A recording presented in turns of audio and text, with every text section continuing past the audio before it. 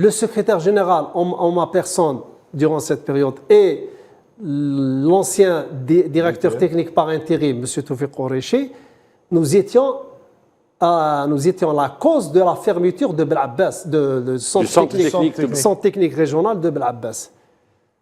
C'est vrai? Jamais de la vie. Juste après la Coupe arabe, avant la Coupe arabe, on a eu une discussion avec le sélectionneur pour essayer de ramener la sélection au lycée sportif de Daralia, dans un endroit le plus proche. Pour essayer de faire rapprocher la sélection du lieu de compétition. Du centre pour des raisons organisationnelles et compétitives. Le sélectionneur avait donné son accord à cette époque-là. Monsieur Toufiq Qureshi peut en témoigner.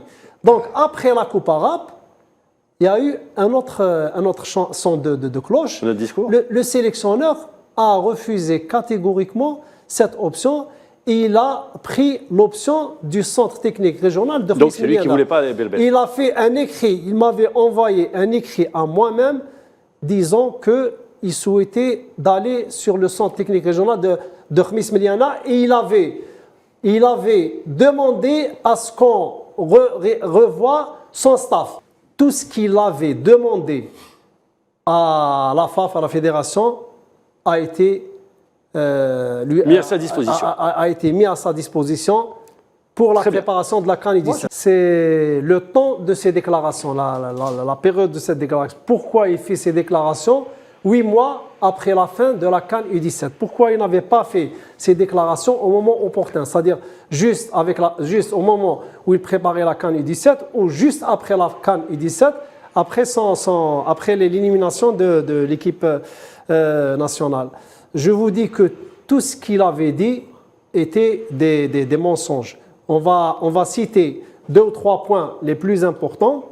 Par exemple, il a dit qu'il avait joué aucun match amical préparatoire et le total, c'est qu'il avait disputé dans une période allant entre le mois de janvier 2022 au mois d'avril 2023, c'est-à-dire juste après la CAN, il avait disputé 20 rencontres amicales, dont le tournoi UNAF qui s'est joué en mars 2022.